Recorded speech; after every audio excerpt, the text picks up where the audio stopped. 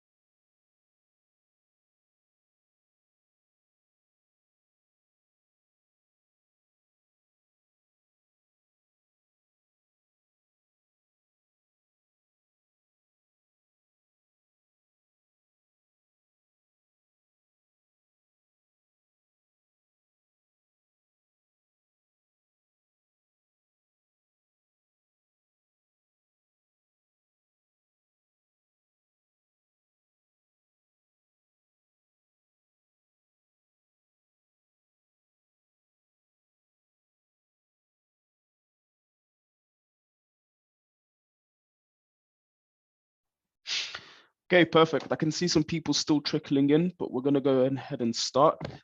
Thank you for joining me on this webinar today. I'm joined by the SVP of Global Group Transformations from Reckitt, Alberto Lupano. He's just going to give a quick introduction and we're going to dive straight into the webinar. So Alberto, over to you. Thank you, Elaine, and welcome to all the participants. My pleasure to attend this event with Reuters. Thank you for the invitation. So, yeah, a quick introduction on the company, Reckitt, for former Reckitt Benckiser. Now Reckitt is basically a consumer goods company with annual turnover of roughly 15 billion pounds per year, working on three business units, 3 divisions. One is consumer healthcare, the second is hygiene, household products, and the third is infant formula and child nutrition. The company operates globally. We have quite fairly complex supply chain with more than 50 factories, more than 150 distribution centers. So we have some experience in managing different challenges. Personally, I'm in the company since 2011. I've had different roles, and currently I'm the SVP for the supply chain transformation, where there are some key projects we are following on digital transformation, which we can talk about during today's session. Sounds good. Thank you for that comprehensive review.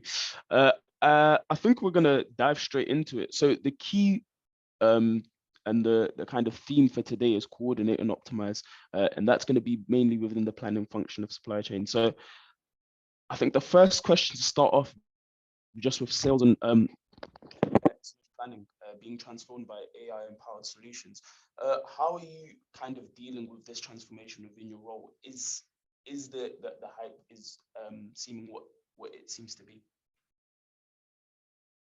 Yeah, well, there are many aspects to this point. Let me start from the, a key process for the planning area, what we call in general sales and operation planning or integrated business planning, which is very important for most of the companies. But my personal view is that this is the top of the house of planning, the sort of roof. If we don't have strong foundations, the process, the IBP process or SNOP process, either it will not work or it will work, but for some time, and it will not last. That's why I think it's very important to first strengthen the foundations of your demand planning, supply chain planning, commercial or financial planning processes, to make your SNOP or IBP process very strong. And to do this, to your point, technology definitely plays a key role. My personal view is that more than chasing the latest fad on AI solutions, I would recommend first focusing on end-to-end planning system that can connect seamlessly all the areas of the planning processes of the company, enabling real-time scenario planning based on good quality and regularly updated master and transactional data, and then think about enhancing this strong backbone with AI, because usually putting in place AI solutions, you risk more to sort of automate inefficient or ineffective processes. So first, I would advise always to start from the setting in place the right processes, connecting them very well with each other with a strong end-to-end planning software solution, and then think about how to enhance them with more sophisticated solution like AI. Thank you for that comprehensive answer. Just a little follow-up on that. Obviously, you've spoken about having I really love that analogy of having the strong foundations and then to build and going in with AI. And I feel like me, myself, and a lot of the participants here feel like they're either on the cusp of AI and they don't want to dive straight in. When do you think is like a good marker for you to confidently say, okay, I'm ready to take that next step to automate? But I think when you have you have put in place very strong foundation, as I was saying, if you make any experiments on AI solutions, but you realize that even if you get very good results, you don't know what to do with these good results. Even to make an example, in the area of planning, you can improve your forecast accuracy, but since your solutions and processes are not connected with each other, you cannot translate the better forecast accuracy into better service or lower inventories and business benefits, I think is a clear sign that probably you need to make a step back and strengthen your and connect your processes very well with the end-to-end planning solution, and then think about more sophisticated solution like AI. And Thank you for that. And just to kind of touch, moving on to the next question, you've mentioned how, SNOP and IBP is the roof of the house planning process. How do you plan for agility using IBP and kind of center of excellence centers to enhance cross-function collaboration and, increase that CapEx? First of all, let me define agility. Means our ability to respond in the short term to significant shifts in the plan or what we were expecting to happen. Agility can be influenced by many different factors, not only in planning. So let me mention some of them. One first element to address agility is the design of your supply chain. If you design a supply chain in a segmented way, which is agile, where it matters more, so for like new products introduction or high gross margin products, and it is lean wherever it is possible, also standard products or low gross margin products. You already enable by design a certain agility where it matters more. It's sort of balancing act between just in case, which is agility, with just in time, which is more the lean approach.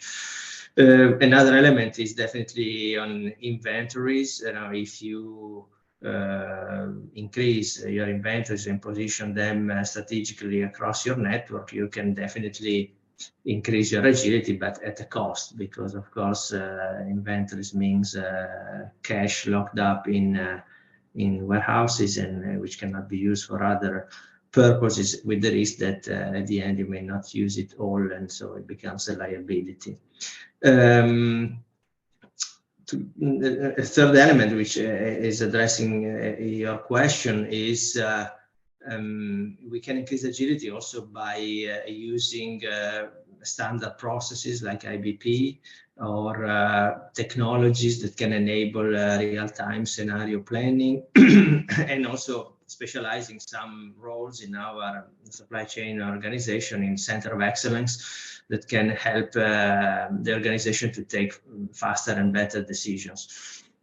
In general, in supply chain, when we speak about agility, our minds go straight into the physical aspect of agility, so spare capacity, inventory buffers, additional capex. But there is also another aspect I would highlight here, which is that in complex and global organization, we must build a sort of what I call decision agility. So the ability to take faster and better decision in assessing alternative scenarios and choose a set of actions that is better when the situation unfolds.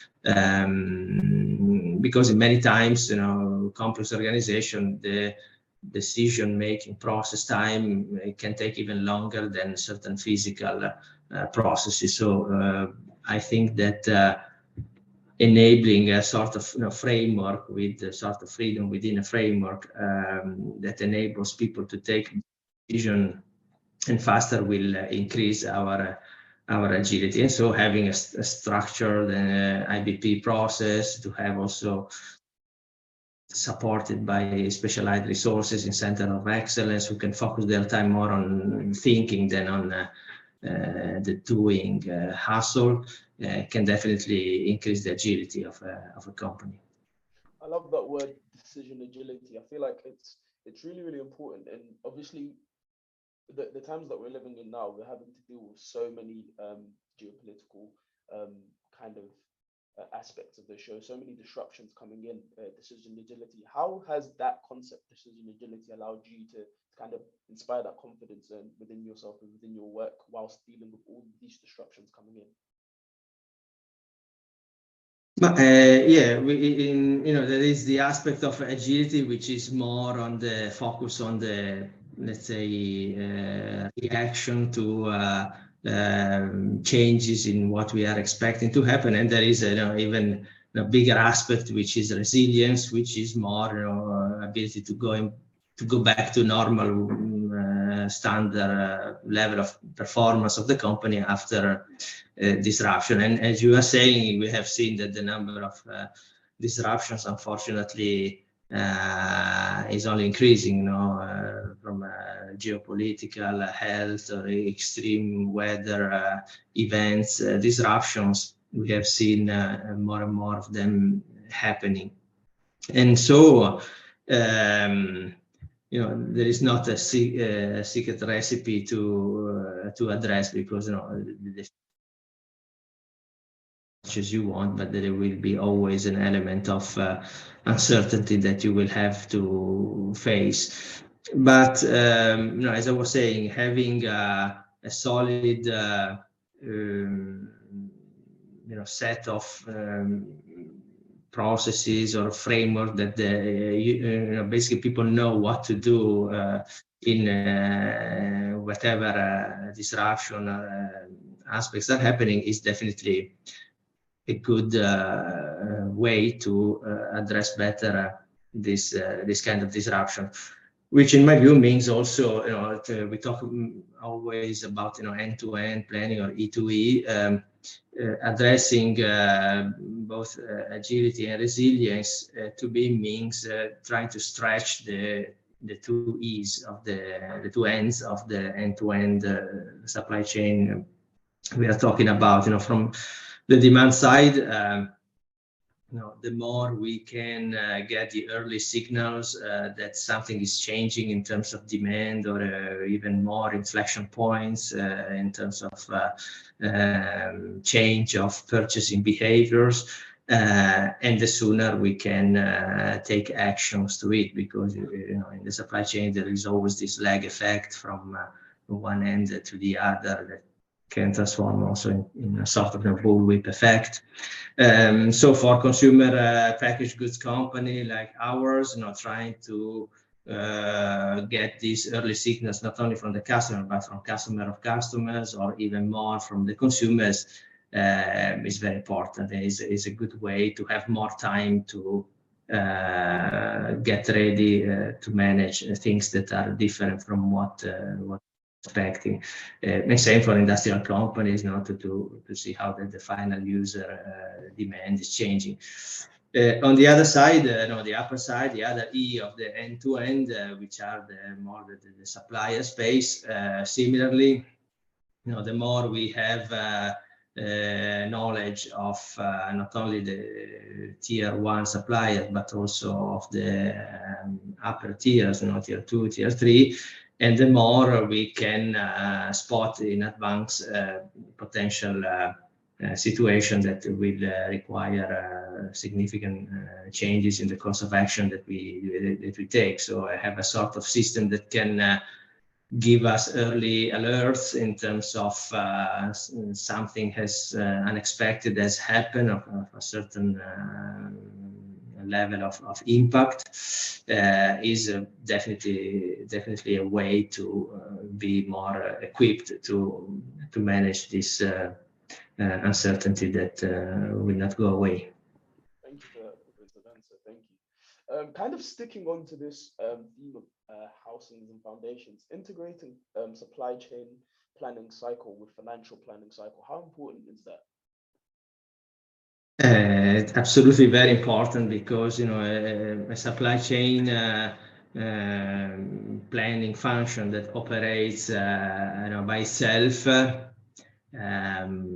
is not what will drive a competitive advantage of a company. Can help us to improve certain areas in terms of efficiency or effectiveness, but the true value of supply chain planning is only if it is seamlessly connected to all the other planning areas. So commercial,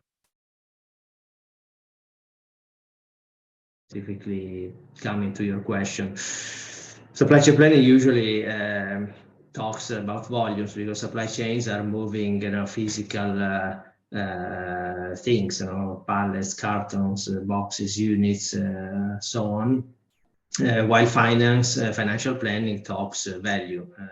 And so it is important that these two sides of the planning spectrum are seamlessly connected with each other, to ensure that there is a full alignment and consistency between volume projections and related financial and value projections, which may seem very obvious, but in complex and global organization, I think should be taken for granted, because there are a lot of complexities to handle.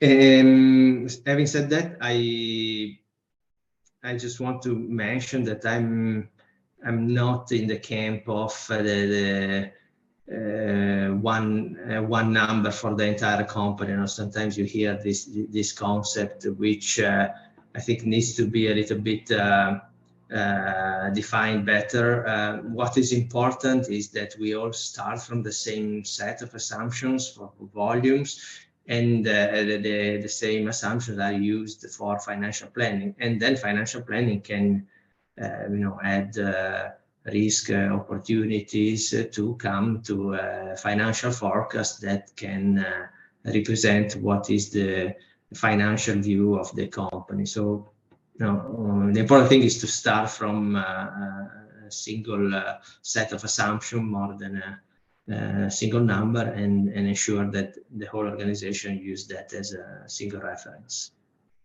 Thank you for that. I think just to kind of conclude the kind of housing series, to include material planning as part of both execution and orchestration of the supply chain planning processes, what strategies do you use there? Look, material planning is definitely part of the overall chain. What I would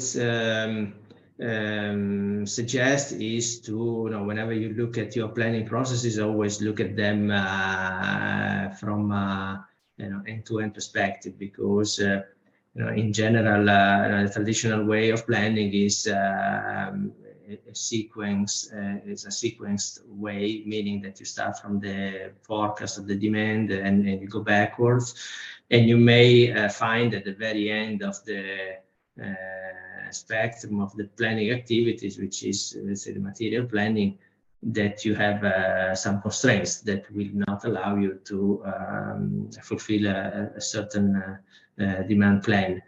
And then with this approach, you need to restart everything from scratch if you use a sequenced way of planning.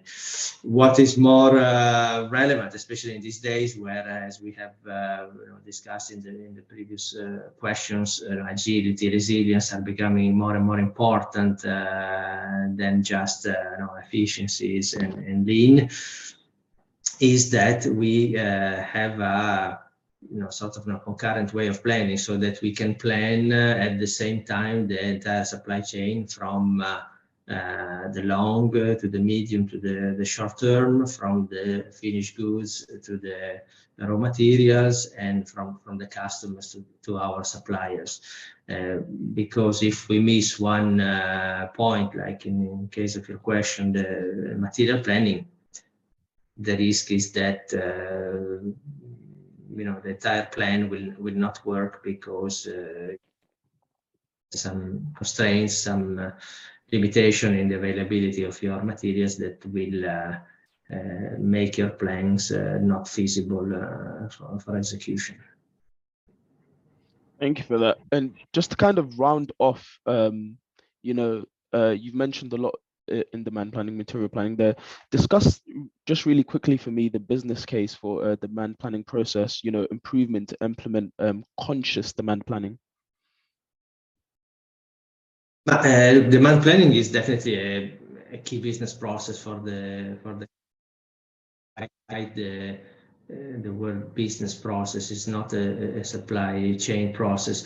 It is also a very unmerciful process. Why? Because you're never right. If you forecast too high, you end up with excess inventories, if obsolete potentially. If you forecast too low, you have out of stock problems. So you're never right. So to have a role or a career in demand planning, you need a strong character and strong resilience. Of course, there are ways to make the business case for demand planning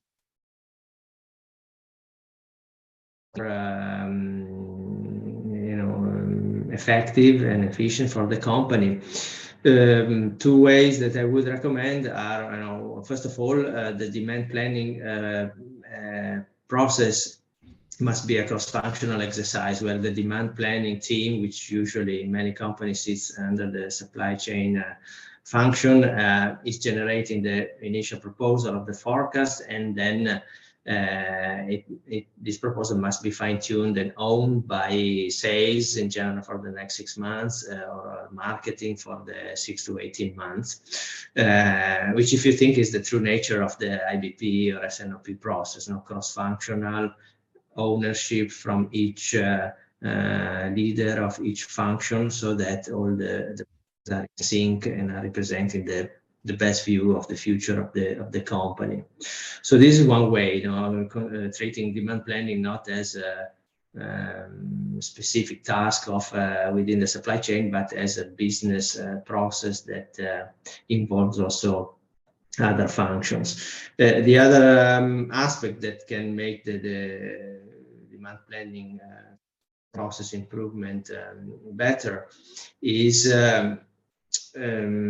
to consider that in demand planning there are two sides of the same coin. It's very difficult to find people that have both the collaborative and managerial skills to coordinate a significant part of the IBP process, working with sales and marketing, and the same people having also the technical skills on statistical modeling, data science, machine learning, what we have discussed before. So a solution to tackle this dichotomy is to potentially specialize the roles in demand planning, having people with commercial acumen close to where the sales are happening, collaborating with marketing and sales to come to a best forecast for the future, and to have in parallel more technical roles, which we may call demand analysts or so, in specialized centers of excellence or hubs where they can support with their technical skills the more number crunching part of forecast. And I think this solution is one of those cases where 1 plus 1 can equal 3, because you extract the most out of both specialized roles. Thank you for that. That kind of takes me to the end of the questions we have today. There is a last short 5-minute Q&A section for any questions you may have for Roberto. So I'll just open up the floor now. There's already been some questions put into the Q&A. Can everyone hear? I'm hoping everyone can hear me okay. Okay, that's fine. Okay, so from Fabio, we have, what are the most relevant supply chain resilience strategies that Reckitt is using now? But a mix of what I was saying before. From one side, shortening your supply chain is a way to be more agile, also more resilient, because you can react faster. So, which is a topic that I think after COVID, many companies have reassessed, to do a sort of nearshoring or inshoring of the activities. So this is one. The other is also trying to simplify your business, to make it as simple as possible, but not simpler. I'm talking about the portfolio of the SKU of the products that you're selling. You know that there are products that are top sellers, medium sellers, low sellers. If you have a regular review of your portfolio, eliminating those products that are adding complexity but not adding value,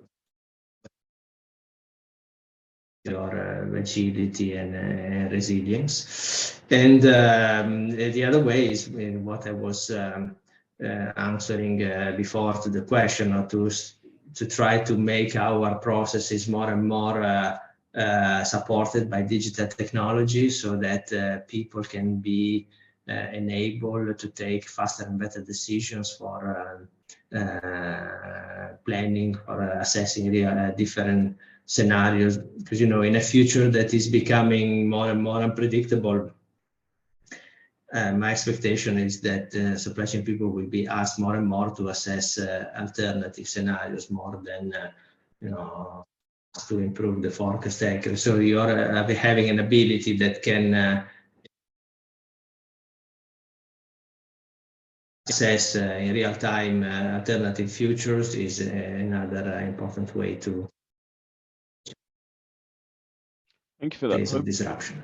Hopefully that answers your question, Fabio. And just one final question before we kind of move on, because I am conscious of the time.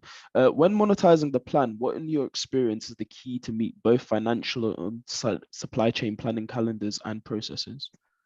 Let me know if you need me to repeat that. That was a bit quick. So no, I'm reading in the chat. Well, first of all, we need to create the right conditions to have an alignment between the supply chain and the financial plans. And the key prerequisites, in my view, is integrated business planning, or SNOP process that is very solid, very standard across the organization. Having, I would say, three key elements. One is, first of all, the process, as I'm saying, it should be run in a same way, especially if it is run at a country level or a fragmented level, so that you know that everybody is following the same rules. The second is to have a common calendar, so that if you have global or regional supply chains, you can consolidate your country IBP views into regional and to global.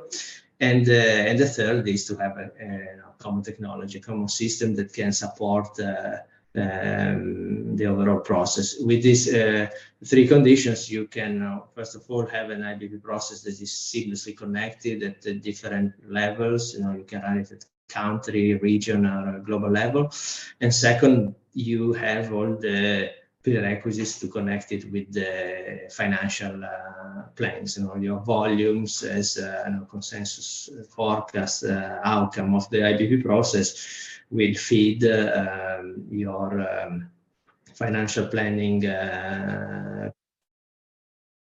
so that, as I was saying before, you start from the same set of assumptions in terms of volumes, and then from a financial perspective, you can add risk and opportunities and ensure that the two plans are connected.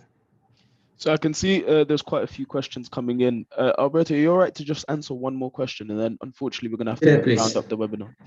No problem. Yeah, okay. Go ahead. So I think what would your advice be to successfully extend the business planning beyond the budget horizon?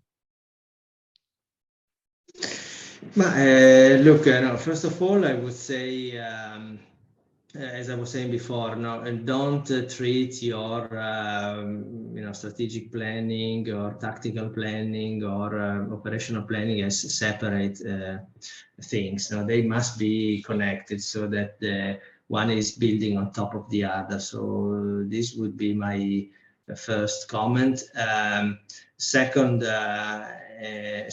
to do this, of course, if you have a common system that can handle all the three horizons would definitely help, because sometimes if you use different systems or the different horizon, it's very hard to aligned and keep them in sync.